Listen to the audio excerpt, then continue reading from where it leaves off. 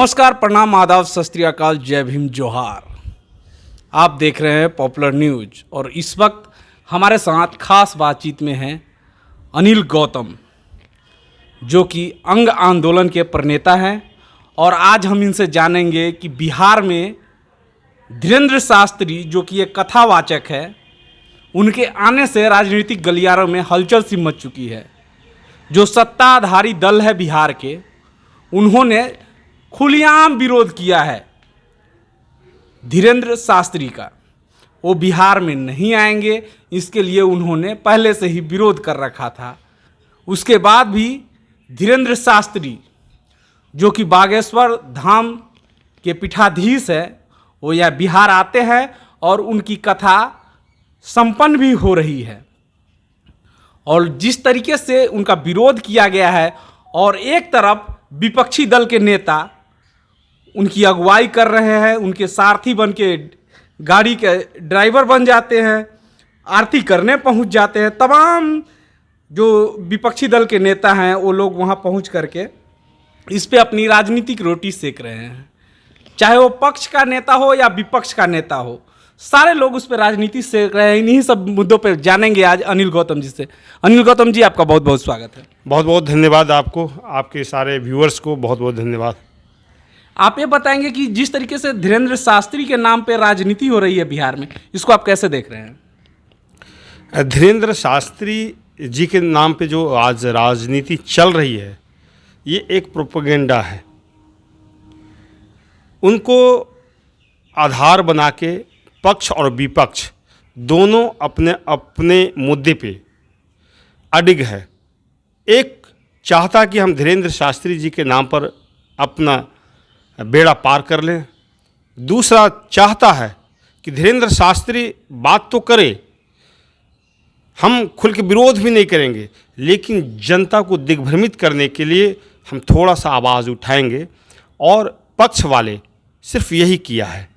आप देखेंगे कि धीरेंद्र शास्त्री जी का 13 तारीख से 17 तारीख का जो प्रोग्राम था, और उस प्रोग्राम को गांधी मैदान में करना था। गांधी मैदान से सरकार ने परमिशन नहीं दिया और तरेत पाली मठ के प्रांगण में कार्यक्रम आज चल रहा है। अब तमाम तरीके के प्रशासन, शासन मुस्तैद हैं, पूरा उनका वेलकम किया जा रहा है। लगता है कि राजकीय शासन प्रशासन उसके आगे नतमस्तक है। दूसरी तरफ विपक्ष साथ दे रहा है और पक्ष वाले विरोध कर रहा है। लेकिन आप कभी भी देखेंगे कि मुख्यमंत्री ने विरोध नहीं किया। तेज प्रताप जी, तेजस्वी जी ने विरोध किया और कहा कि हम बिहार में घुसने नहीं देंगे। लेकिन जब धीरेंद्र शास्त्री जी आए तो ये लोग कहाँ गायब हो गए, पता ही नहीं चला। तो ये कहीं न कहीं बिहार के जनता को दिग्भ्रमित करने के लिए, भ्रमित करने के लिए, बरगलाने के लिए ये पक्ष सरकार का एक प्रोपेगेंडा है। और अपना अच्छा, विपक्ष की जो ये विरोध करने का तरीका, इससे आपको नहीं लग रहा है कि ये हिंदू और गैर हिंदू वोट को वर्गीकरण करने की कोशिश की जा रही है? देखिए, गैर हिंदू और हिंदू, बात हिंदू और गैर हिंदू का नहीं है। हर एक जो धर्म है उसके लोगों को अपने धर्म का प्रचार करने का हक है, अधिकार है। आप ईसाई रहिए, ईसाई धर्म का प्रचार कीजिए। आप मुस्लिम समाज से रहिए, मुस्लिम धर्म का प्रचार कीजिए। आप हिंदू हैं, हिंदू धर्म का प्रचार कीजिए। बात प्रचार करने का नहीं है। बात है कि धीरेंद्र शास्त्री जब बिहार के धरती पर आए, और इनको अनुमान था सरकार को कि लाखों लाखों की भीड़ होगी, कहीं ये विपक्ष इसका फ़ायदा नहीं उठा ले, इसलिए उनको रोकने के लिए इन्होंने जो थोड़ा सा आवाज़ बुलंद किया है। लेकिन वो सिर्फ कागज़ों पर, सुर्खियों में, मीडिया की सुर्खियों में, धरातल पे कहीं विरोध नहीं किया गया है। सरकार का साथ मिला है धीरेंद्र शास्त्री जी को। और धीरेंद्र शास्त्री जी बीच बीच में कहते हैं कि बिहार में बहार है, ये जो बार बार कहते हैं। और उन्होंने कहा कि यहाँ के शासन प्रशासन को बहुत बहुत धन्यवाद कि पूरा मुस्तैदी के साथ हमारा साथ दे रहा है। तो कहीं न कहीं सरकार का भी साथ है। सरकार खुल के विरोध भी नहीं करना चाह रही, इसलिए नहीं चाह रही है कि उसे लगता है कहीं न कहीं हिंदू वोट अगर हम विरोध खुल के करेंगे तो ये भाजपा की तरफ चला नहीं जाए, इसलिए खुल के विरोध भी नहीं कर पा रही है और खुल के साथ भी नहीं दे पा रही है। ये तो बात वही हो गई कि कहा भी न जाए और चुप रहा भी न जाए। बिल्कुल वही बात है। सरकार एक देखिए 5 दिन के कार्यक्रम में 20 से 25 से 30 लाख लोग वहाँ जुटेंगे। ये 30 लाख लोग को कौन चाहेगा कि हमारे वोट बैंक से आधार इसका खिसक जाए। तो नीतीश जी विरोध खुल के नहीं कर पा रहे हैं, तेजस्वी जी भी खुल के विरोध नहीं कर पा रहे हैं। तेज प्रताप थोड़ा सा इधर उधर किया और उन्होंने एक कोई संघ बनाया है DSS करके, और हालांकि जब उसके धीरेन्द्र शास्त्री जी जब आए तो DSS वाले का नाम ही बदल गया। लोग कहने लगा धीरेन्द्र शास्त्री सिक्योरिटी कहाँ है। जो विरोध करने के लिए बनाया गया था वो संघ ही गायब हो गया। तो कहीं न कहीं सरकार का भी एक साथ है धीरेन्द्र शास्त्री जी का। हाँ, धीरेन्द्र शास्त्री जी जो हिंदू राष्ट्र की बात जो करते हैं, मनुवाद की जो बात करते हैं, ये गलत है। ऐसे तो तमाम बाबा जितने भी धार्मिक गुरु हैं और जो भी बाबाएं हैं वो सारे लोग मन से बात करते हैं हिंदुत्व की। तो धीरेन्द्र शास्त्री कर दिए तो कौन सी बड़ी बात करते नहीं, हिंदुत्व की बात करना अलग है, हिंदू राष्ट्र की बात करना दूसरी बात है।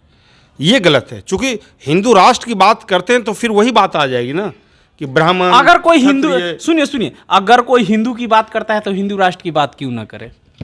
नहीं, यह धर्मनिरपेक्ष ये भारत है। क्या हिंदू कोई धर्म है? बिल्कुल धर्म है, हिंदू धर्म है। धर्म तो सनातन है। नहीं, देखिए कह सकते हैं आप इसलिए कह सकते हैं कि सनातन परंपरा है, एक संस्कृति है जो हजारों वर्षों से चलती हुई आ रही है और बाद में इनका नामकरण हिंदू किया गया। तो हिंदू, मुस्लिम, सिख, ईसाई हम लोग नारा भी देते हैं आपस में भाई भाई, तो आखिर वो धर्म नहीं है तो फिर किसको करें हिंदू? तो एक नामकरण है। और आप कहीं भी देखिएगा सरकार के फाइलों में भी हिंदू धर्म के नाम पे हिंदू ही आता है।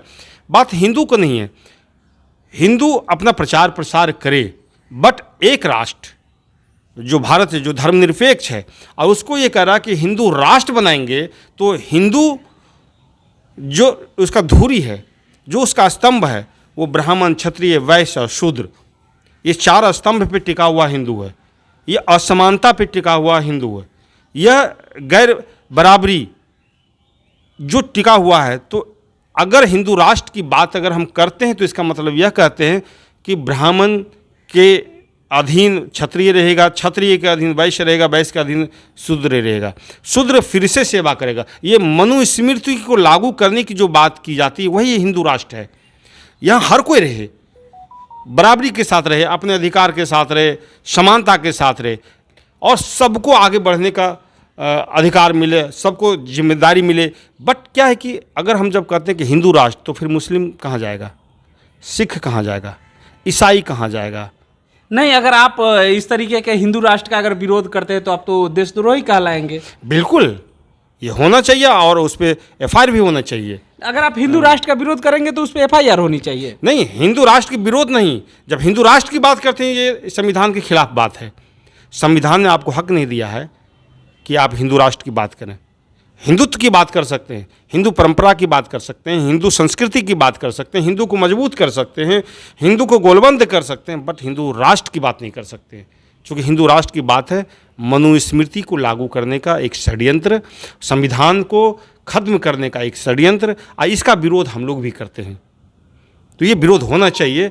इसीलिए सरकार, हम कहते हैं कि सरकार जो खुल के बात भी नहीं कर पा रही है, और हालांकि खुल के बात करनी चाहिए, नीतीश जी को आगे आना चाहिए, लेकिन उन्होंने पीछे दरवाजे से जो बात किया है, तेज प्रताप जैसे लोगों को आगे बढ़ाया है या कुछ और लोगों को, बात वो नहीं है कि आप हिंदू को बढ़ावा दीजिए, मुस्लिम को बढ़ावा देगा, ईसाई को बढ़ावा देगा, सिख को बढ़ावा देगा, अपने अपने धर्मों को बढ़ावा देता है।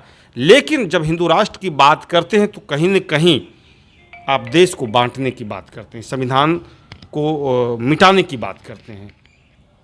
आप जिस तरीके से बात कर रहे हैं कि हिंदू राष्ट्र नहीं होना चाहिए, तो यहाँ तो जो हिंदू राष्ट्र का विरोध करता है लोग उसे देशद्रोही देते हैं, देशद्रोही का सर्टिफिकेट बांट रहे हैं। यही तो है, यही तो एक षड्यंत्र है कि आप जैसे ही आवाज़ उठाएंगे, अपने हक हकूक़ की बात करेंगे, तो आपको देशद्रोही माना जाएगा। आप उसके जितने भी लोग हैं उसके अगर पक्ष में बात करें तो आप राष्ट्र के सबसे बड़े नायक बन के उभरेंगे। लेकिन अगर आपको लगता है इस देश दर्द है, आपको लगता है कि ये देश बट जाएगा, आप उसके विरोध में जैसे ही आप बात करते हैं, संविधान की जब बात करते हैं, तो आप देशद्रोही साबित किए जाएंगे, आपको जेल भेजा जाएगा, आपके पीछे षड्यंत्र किया जाएगा, सरकार आपके विरोध में जाएगी। तो ये सब सारे ये इसी को तो मैं कहता हूँ कि ये षड्यंत्र है। और मोटा मोटी अगर हम ये कहें तो सिर्फ और सिर्फ राजनीति स्टंट है। राजनीति बिहार के लोगों को आप क्या कहना चाहेंगे जो धीरेन्द्र शास्त्री पे जिस तरीके की राजनीति हो रही है, इसको लेकर के आप बिहार के लोगों को क्या कहेंगे? बिहार के लोगों को कहेंगे कि अमन चैन का ये बिहार है, यह बुद्ध की धरती है, यह महावीर की धरती है, यह गुरु नानक की धरती है, यह गुरु गोविंद सिंह की धरती है। यहाँ संत परंपरा भी रहा है और सब लोग मिलजुल कर खुशहाल जिंदगी जिया है बिना द्वेष का। तो हम चाहते हैं कि ये बिहार, जिस बिहार को पूरा दुनिया जानता है, समझता है, ज्ञान की धरती कहता है, उस धरती को बनाए रखें, आपस में भाईचारा कायम रखें और आपस में मिलजुल कर इस देश को मजबूत करें। तब जाकर हम सभी लोग मजबूत रहेंगे। हम देश को मजबूत करने की बात करते हैं, आपस में भाईचारा की बात करते हैं, कोई भी दंगा फसाद सांप्रदायिक बात नहीं चाहते हैं, तभी अमन चैन कायम रहेगा। और इसी में बिहार की भलाई है, इसी में लोगों की भलाई है, इसी में सारे संतों की भी भलाई है। जी, अपना कीमती समय देने के लिए बहुत बहुत धन्यवाद। बहुत बहुत धन्यवाद। तो अभी हमारे साथ अनिल गौतम जी थे, जिन्होंने साफ तौर पे कहा है बिहार में संत महावीर और गुरु नानक जैसे संत और महापुरुषों की धरती रही है बिहार, और यहाँ अमन चैन चाहिए। तो बिहार के लोगों से इन्होंने साफ तौर पे अपील किया है कि यहाँ के अमन चैन को ये बहाल रखे और किसी तरीके के धार्मिक द्वेषता न उत्पन्न होने दे, और जिनको जो धर्म मानना है मानते रहे, लेकिन आपसी भाईचारा और सौहार्द बनाए रखे। आगे भी इस तरीके की खबरों को लेकर आपके बीच आते रहेंगे। तब तक लेते हैं आपसे विदा। नमस्कार।